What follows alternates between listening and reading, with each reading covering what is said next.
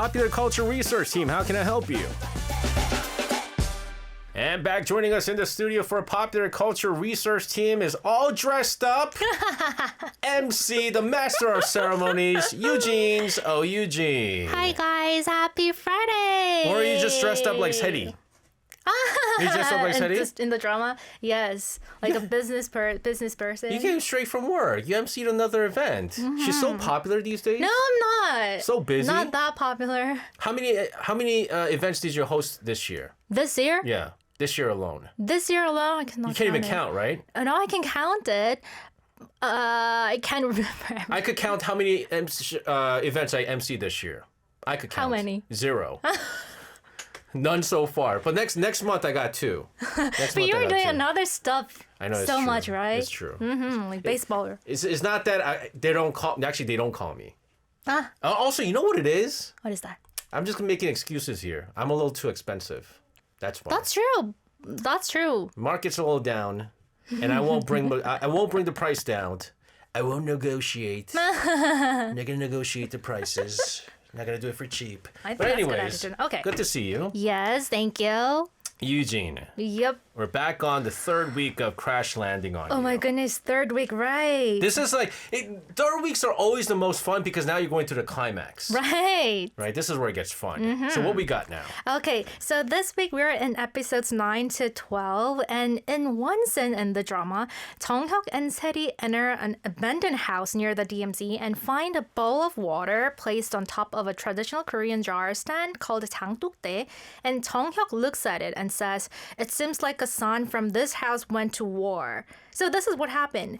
A mother had been placing that bowl of water every night, praying for her son to come home safely. Oh, this is such an old school thing. Yes, right. Okay, so I know this because I've seen a lot of old school dramas. But for our listeners out there who might be going, "What are you talking about? What is this bowl of water? Bowl of water. Like, is this a special water? What's going on here?" Okay, so this water has a name. It's called 정화수. Okay, I didn't know so that. it's water drawn from a well before sunrise. The earliest morning water is pure, still and untouched.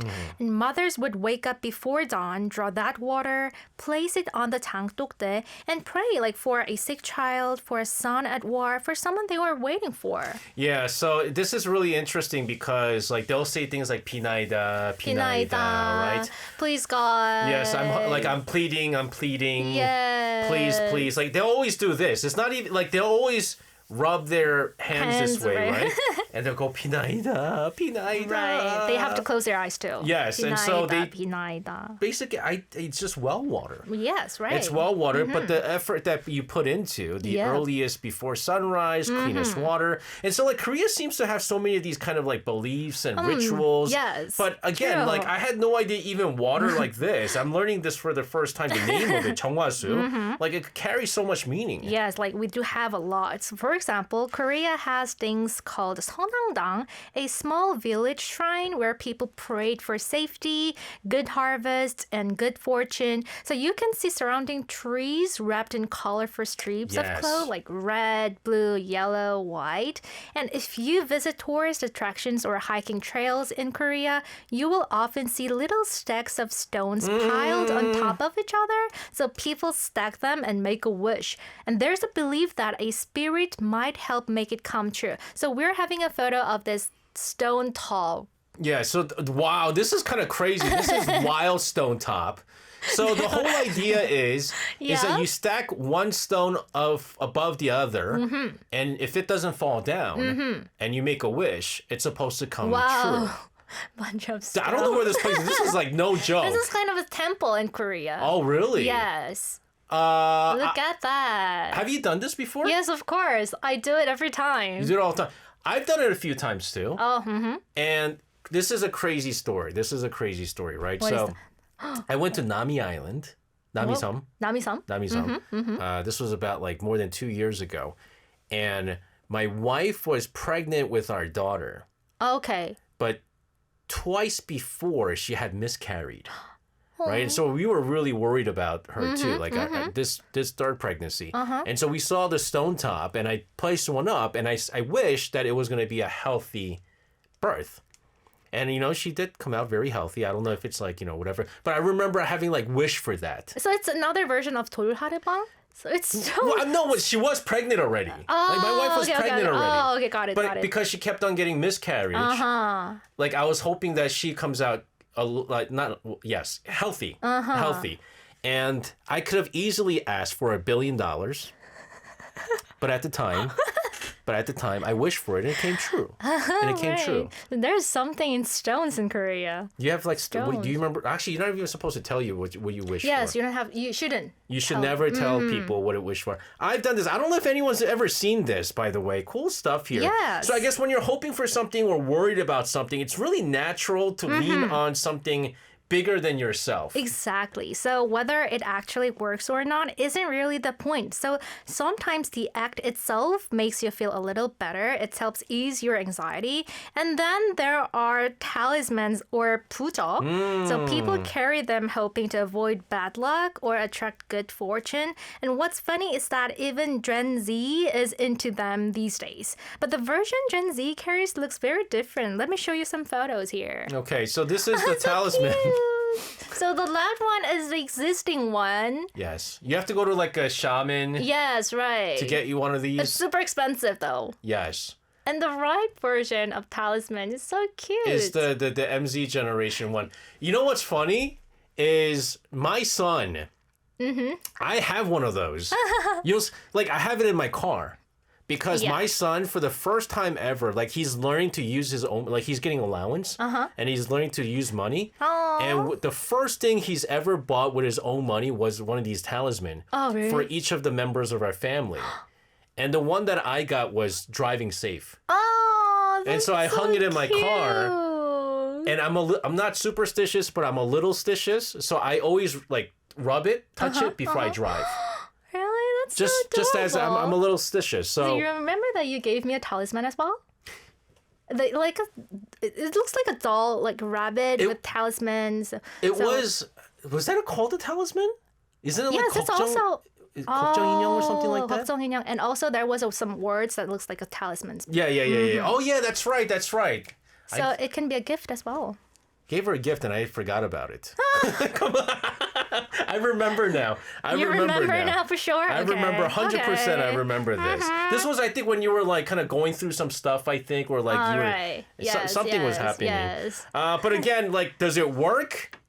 Who knows? Who knows? But maybe it's, I don't know. Maybe you're superstitious. Yes, right. Maybe it's placebo effect. Yes. Who knows? But another thing that's become incredibly popular among young people, 사주 and 신점. Yes, I love this stuff too. Yes. So 사주 is based on your birth year, month, day, and hour. So using that information, we analyze which of the 5 elements like wood, fire, earth, metal, and water are strongest in your fate. And from there, they make predictions about things like career changes, marriage, finances, or even the timing of major life events. So people ask things like, when will I get married? Is this a good year to change jobs like this? But now 신점, shamans, when you get shamans involved, it's a whole different level. Yes, it's so different. That's spiritual divination performed by a Korean shaman who channels gods or spirits directly.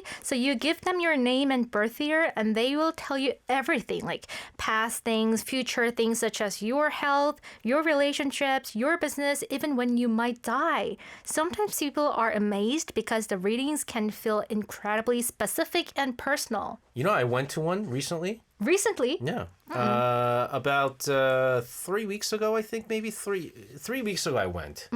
First time ever in my life I went there. You got there first? It was your first time? It was my first time ever going to a for 무당. 신점? Yes, 신점. Okay. And I had goosebumps. See? Because I told her nothing. Nothing. And you know what she said?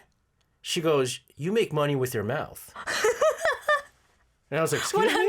correct. I was like, excuse So me? it's accurate. So wow. she said that everyone has like a guardian angel, kind of like a guardian spirit. And my guardian spirit is this little kid who won't shut up. Constantly talking.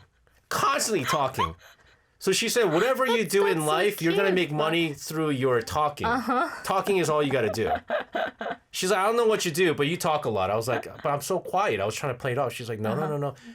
You're actually a different person. You try to be a different person because of your job. And I was like, whoa. See, guys? I could go for hours. Crazy stuff that she said. Wow. Crazy stuff. But why do you think this has become so popular among younger generations, though? I think media has played a huge role because there was even a shaman survival competition show. You can see a lot of fortune tellers competing to see who could read others' destinies most accurately, and YouTube too. So there's a foreign creator named Kani.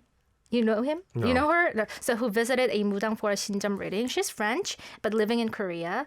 The shaman started talking about her grandma out of nowhere, someone who had already passed away without Kani ever mentioning her about the shaman. Yep. The details were so specific. So that video went viral, and it brought a lot of new people to 신점. But I heard like 신점, like that's different, but 사주, which is basically based on the readings of your birthday and stuff like that. Now you can do that through AI now. Yes, so you can type in your name, birth date, and birth time and ask things like, what's my luck this year?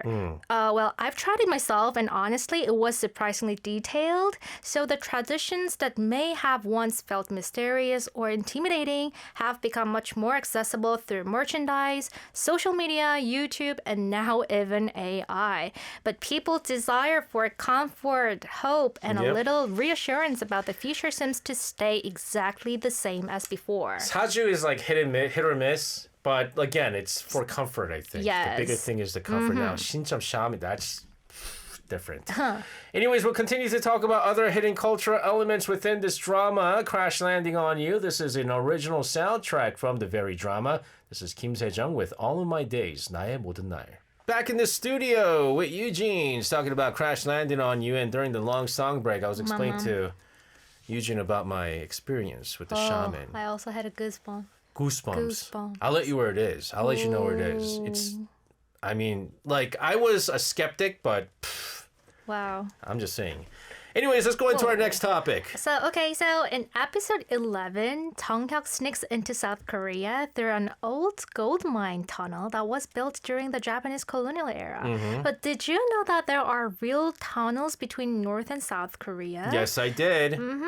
So there are actual underground tunnels, of course, secret ones that North Korea dug without anyone knowing. So we're talking about real tunnels under the border. Yes. I know that there are official numbers of how many they are that they know of. But what gets scary is that there's probably a lot that they don't know of. So how many do we know of? So 4 have been officially discovered so far, and 3 were found in the 1970s, and the 4th was found in 1990. But experts believe there are more out there. They just haven't been found yet, and nobody knows exactly how many exist. Guys, think about it. These tunnels are small, right? And you're talking about the entire DMZ. So it's like finding a needle in a haystack. Yes. It's very difficult. So they were saying that there might be even hundreds of tunnels that we just don't know about. Yeah. But these are the 4 that they've discovered. So let's talk about why North Korea built them in the first place. So there are 2 main reasons. First, as military transport routes, the tunnels were wide enough and tall enough to move massive numbers of soldiers southward very quickly in the event of an invasion. Second, as infiltration routes. So it's a hidden way to send spies or agents into South Korea without being detected at the border.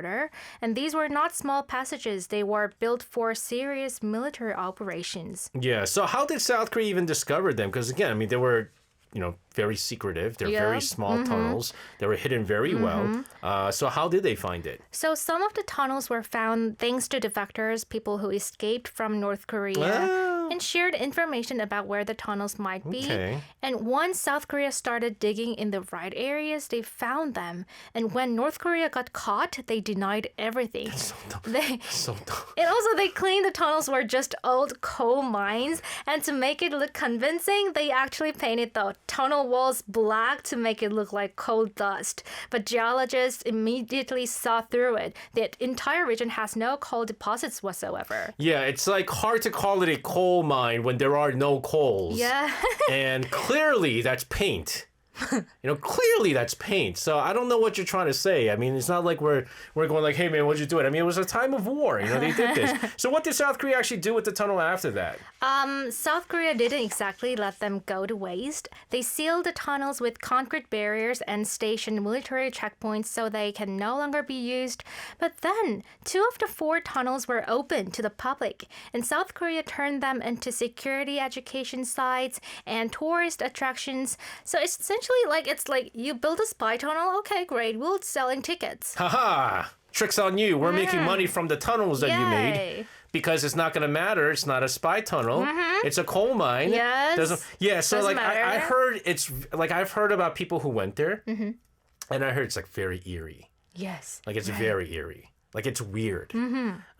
So let's talk about how you could actually go inside one of these tunnels. So it's a genuinely unforgettable experience. Yep. The 3rd tunnel near Paju in Gyeonggi-do province is the most accessible one. Yeah. So before COVID, it was drawing hundreds of thousands of international visitors every year. So you put on a helmet and go down into the actual tunnel, and at the end there's a concrete wall, the barrier South Korea built to seal it. You literally could not go any further because it's North Korea territory. Yeah, so it's like everyone might be going like, is that dangerous? No, it's not dangerous. No. It's not dangerous. And again, I've heard North Korean defectors who also visited those places, and every time they go to those places, gives them a different feeling. Yeah. It's very eerie, and have you ever been to a cave? Cave? Yeah. Yes. Not in Korea, but Yeah, in caves, it's you just go there and go, okay. But here, it's you go to one of these tunnels, it's oh my goodness. Yeah. You feel, you almost feel and imagine all the people went through, who went through this, right? And so there's the spirits of the past. If any of our listeners are planning a trip to Korea, what should they know before they go there? Okay, a few things to know in advance. The 3rd tunnel near Paju is the most popular one, so it's usually combined with a DMZ tour. So you can book through official tour operators in Seoul, and many include English-speaking guides. Cameras and phones are restricted in certain areas, so check the rules before you go. And most importantly, go with an open mind. It's not just sightseeing. You are stepping into a piece of living history that most people in the world will never get to see. But you know what's scary is, how what is it, Lee Jae-hyuk? Is that his name? Lee Jong-hyuk? Lee Jong-hyuk, not Jae-hyuk. Lee Jong-hyuk. You know how he comes and goes, South Korea, North Korea, back and forth, so easily? Yeah. I'm kind of wondering, I'm almost 100% sure there are North Korean spies here. 100%. Just in the same way, I'm pretty sure there's South Korean spies probably in North Korea too. I don't know. Maybe. But I'm 100% sure there's North Korean spies within here. And sometimes, you could call and report spies and stuff like that. There's got to be some sort of tunnel that we don't know about. We don't know. And we don't know how many they are. We don't know. But seeing, Lee Jong-hyuk going back and forth, South Korea, North Korea very easily. Even in the drama, it's very easy. It's so easy in the drama. I'm wondering if there really is a route that they know about. And it's one of the officers, high-ranking officers would be like, man, let's say Yujin, you're a rich North Korean person. Okay. I'm a rich North Korean soldier. And I go, Yujin, you feel like eating maybe some 두종쿠? Yes. Chewy cookie? Let's go to the tunnel. That's such a scary thing. Yes. Because we only know of these 4. And you can't, there's no way there's just 4. Right? Because if they used it for operations and things like that. Maybe through that tunnel, maybe North Koreans are getting K-pop or K-content. They could. They could. It might happen. It might. BTS. Or they might go, oh my goodness, Yujin, it's 6 p.m. We have to go over to South Korea to listen to the Kulture Inc. Among our listeners, I'm watching. Maybe things like that. I don't know. But anyways, we'll continue to talk about other hidden cultural elements within Crash Landing on You. But this is also an original soundtrack. Kim Jae-hwan with Someday 어떤 날엔. Back. Pop and culture research team talking about Crash Landing on You. Fun topics we talked about, and the first 2 we talked about all these ritual stuff. Talked about these tunnels. What's your last topic? Okay, this time we're gonna talk about North Korean defectors.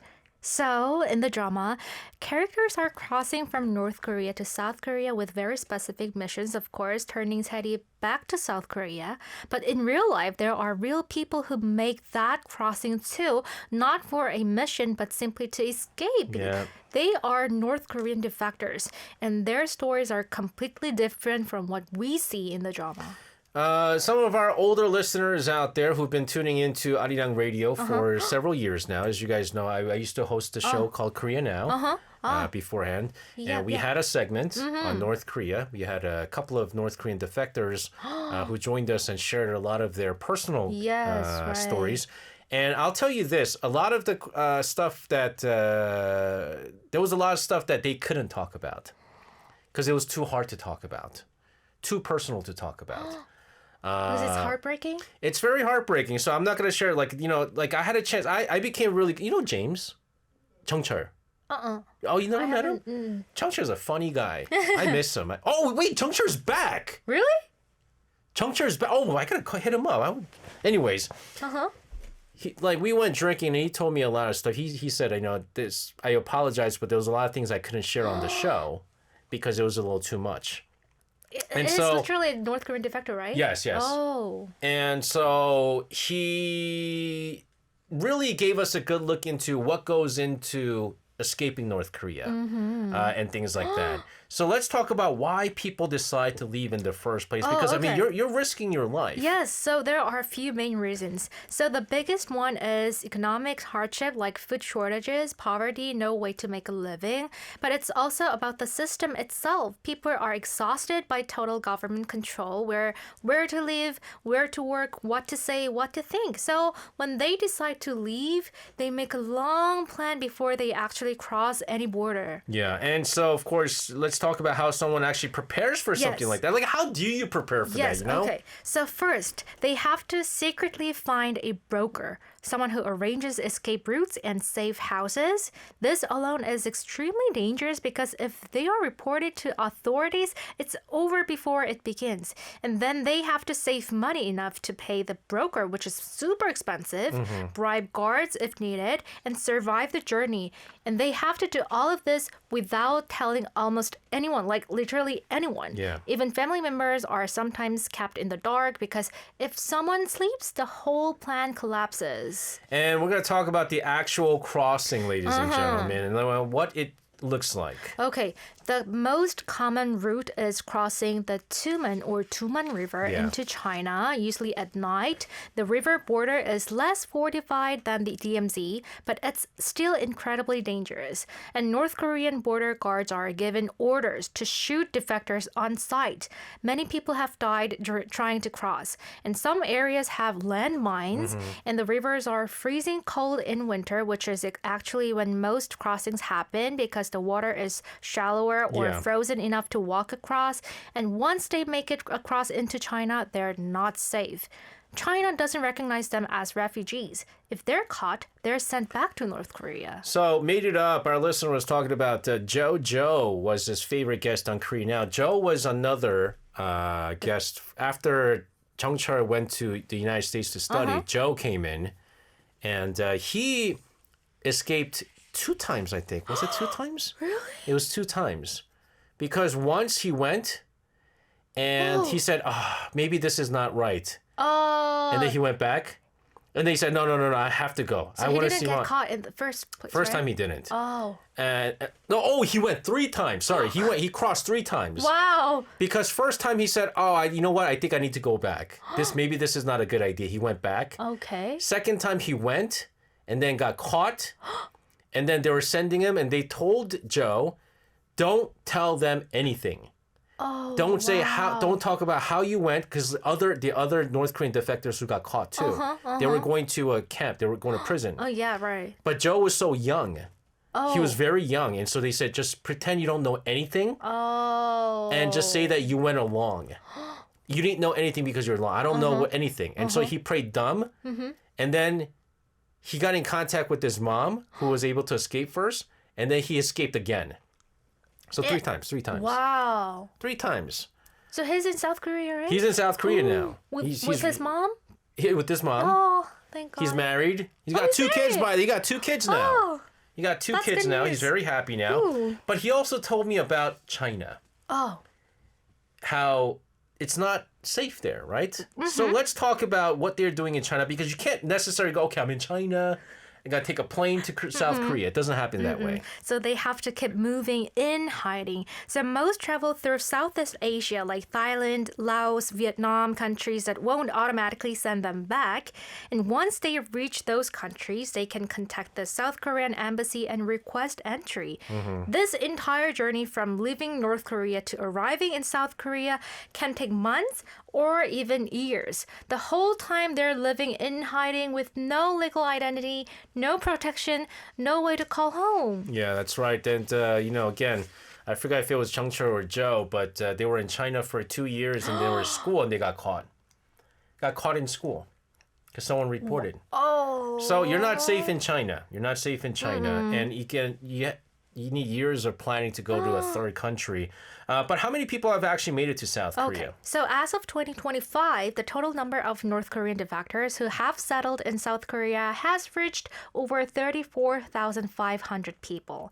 And in 2025 alone, 223 people arrived, and nearly 90% of them were women. Because men face stricter monitoring through mandatory military service and work units, making it harder to disappear without being noticed. That's right. So if you're not at work for a few days, they'll all go, oh, something is up. Something is up. So after all that, what does South Korea actually do for people when they arrive? Oh, there's a whole system set up specifically for them. First, about a month of security processing to verify their identity and background.